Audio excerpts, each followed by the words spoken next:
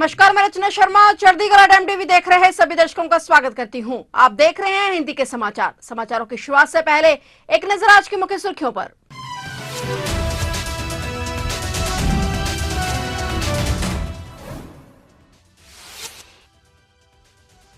राजधानी की नौवीं मुख्यमंत्री बनी रेखा गुप्ता। दिल्ली की नई मुख्यमंत्री रेखा गुप्ता का शपथ ग्रहण समारोह। मुख्यमंत्री के साथ 6 विधायकों का भी हो रहा शपथ ग्रहण।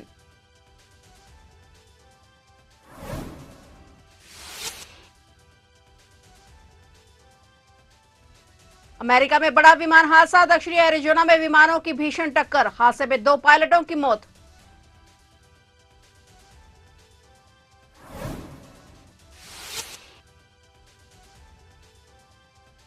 जौनपुर में बड़ा दर्दनाक हादसा। हाईवे पर आपस में भिड़े कई वाहन। 9 श्रद्धालुओं की मौत, 32 हुए घायल।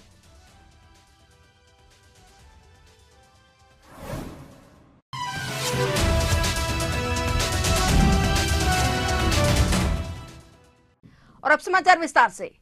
दिल्ली की सियासत में आज नया अध्याय जुड़ रहा है। आज दिल्ली में नए मुख्यमंत्री का शपथ ग्रहण समारोह है। शालीमार बाग से पहली बार विधायक बनी रेखा गुप्ता राजधानी की 9वीं मुख्यमंत्री बनी है। बीजेपी विधायक दल की बैठक में रेखा गुप्ता के नाम पर मोहर लगने के बाद वे आज दिल्ली की मुख्यमंत्री पद की शपथ ले रही हैं। शपथ ग्रहण समारोह रामलीला मैदान में आयोजित किया गया है, जिसे राम मंदिर थीम पर सजाया गया है। दिल्ली में कैबिनेट मंत्रियों के नाम तय कर लिए गए हैं और दिल्ली के मुख्यमंत्री के साथ आज वे भी 6 नए मंत्री शपथ ग्रहण कर रहे हैं। शपथ ग्रहण समारोह से पहले रेखा गुप्ता का पहला बयान सामने आया था कि वे जनता को हर वादे का हिसाब देंगी, भ्रष्टाचार पर सख्त कार्रवाई होगी। इस मौके पर उन्होंने पीएम मोदी और बीजेपी हाईकमान का आभार जताया। बता दें कि दिल्ली में नए मुख्यमंत्री का शपथ ग्रहण समारोह भव्य तरीके से मनाया जा रहा है, जिसमें भाजपा के कई बड़े दिग्गज नेता और हजारों कार्यकर्ता पहुंचे हुए हैं।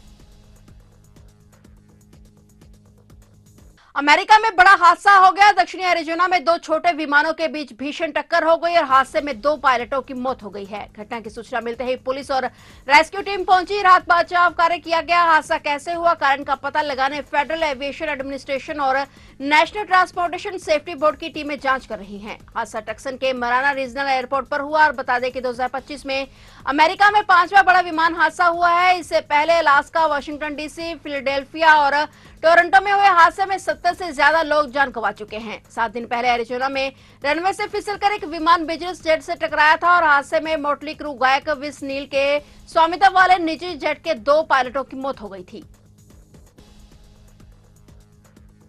अमेरिका के राष्ट्रपति डोनाल्ड ट्रंप ने भारतीय चुनाव में अमेरिकी फंडिंग को लेकर सवाल उठाए हैं। अब इसे लेकर भारत की राजनीति गर्मा गई है। भाजपा नेता अमित मालवीय ने डोनाल्ड ट्रंप के बयान का वीडियो सोशल मीडिया पर साझा किया। इस वीडियो के साथ अमित मालवीय ने एक कैप्शन में ट्रंप के बयान के अंश साझा किए हैं, जिसमें ट्रंप ने कहा कि मुझे लगता है कि वे यानी बाइडेन सरकार किसी और को निर्वाचित करवाना चाहते हैं। हमें इस बारे में भारत सरकार को बताना चाहिए। ये चौंकाने वाला खुलासा है। ट्रंप ने मियामी में एक कार्यक्रम के दौरान भारतीय चुनाव में अमेरिकी एजेंसी के जरिए $2.1 करोड़ की फंडिंग पर नाराजगी जाहिर की है। भाजपा ने भी ट्रंप के बयान को हाथों हाथ लिया और इससे भारत की चुनावी प्रक्रिया में विदेशी हस्तक्षेप बताया है। भाजपा नेता अमित मालवीय ने हाल ही में अमेरिका के सरकारी दक्षता विभाग के एक स्पेशल मीडिया पोस्ट पर प्रतिक्रिया देते हुए कहा कि भारत में मतदान प्रतिशत बढ़ाने के लिए $2.1 करोड़ यह पक्के तौर पर भारत की चुनावी प्रक्रिया में विदेशी हस्तक्षेप की कोशिश है। इससे किससे फायदा हुआ? निश्चित तौर पर सत्ताधारी पार्टी को तो इसका लाभ नहीं मिला है।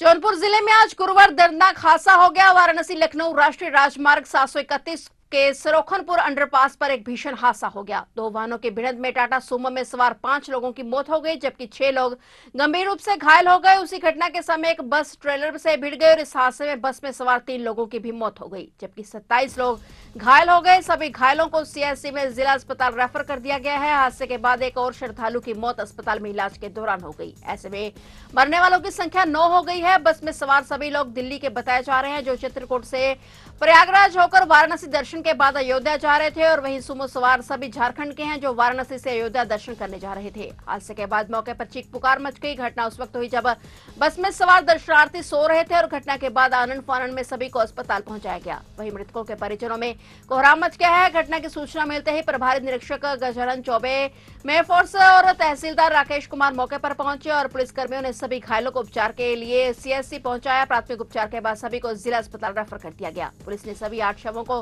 कब्जे में लेकर पोस्टमार्टम के लिए भेज दिया है। सवेरे की घटना है, लगभग 5 बजे के आसपास की। एक डबल डेकर बस और एक बड़े वाहन में एक्सीडेंट के कारण काफ़ी यात्री घायल हुए हैं और कुछ लोगों को हताहत भी हुए हैं। तत्काल पुलिस और मजिस्ट्रेट लोग पहुंचकर उनको प्राथमिक रूप से जो घायल हैं उनको चिकित्सा दिलाना सबसे पहला दायित्व था। सीएमएस साहब इधर आ जाओ। यहाँ पर जिला चिकित्सालय में काफ़ी लोग घायल आए हैं। तत्काल समुचित उपचार कराया जा रहा है और जैसे जैसे घायलों की गंभीरता को देखेंगे हम लोग उसी हिसाब से उनका ट्रीटमेंट कराया जाएगा। कोई दिक्कत नहीं, लेकिन ये दुर्भाग्यपूर्ण घटना है। और किसान नेता जगजीत सिंह डल्लेवाल का आमरण अनशन दाता सिंह वाला खनौरी मोर्चे पर आज गुरुवार को 87वें दिन में दाखिल हो गया है। डल्लेवाल की सेहत में पहले की तुलना में सुधार है और कल शुभकरण सिंह की बरसी भी है। इस मौके पर शुक्रवार को शुभकरण सिंह के गांव बल्लो बठिंडा में आयोजित श्रद्धांजलि सभा के लिए तैयारियां जोरों शोरों से जारी हैं। गांव गांव में प्रचार किया जा रहा है। किसान नेताओं ने लोगों से इस मौके पर पहुंचने की अपील की। वही मांगों को लेकर किसानों की केंद्र सरकार के साथ बैठक 22 फरवरी को चंडीगढ़ में होगी और इसमें केंद्र और पंजाब के मंत्री भी शामिल होंगे। यह बैठक 22 फरवरी को शाम 6 बजे चंडीगढ़ के सेक्टर 26 के Mahatma Gandhi state institute of public administration Punjab में आयोजित की जाएगी। गौरतलब है कि केंद्र के साथ संयुक्त किसान मोर्चा गैर राजनीतिक और किसान मजदूर संघर्ष मोर्चा की इससे पहले बैठक 14 फरवरी को हुई थी और उधर किसानों की भी बड़ी गिनती में शंभू बॉर्डर पर आमद शुरू हो गई है। किसान नेता सरवन सिंह पंधे ने एक बार फिर से किसानों से अपील की है कि वे पंजाब के हर गाँव से एक एक ट्रैक्टर ट्रॉली बॉर्डरों पर लेकर पहुंचे ताकि 22 की केंद्र के साथ बैठक को सफल बनाया जा सके। पंधे ने कहा कि किसान बॉर्डरों पर अपनी एकजुटता दिखाकर मांगे मनवाने के लिए केंद्र पर दबाव बना सकते हैं।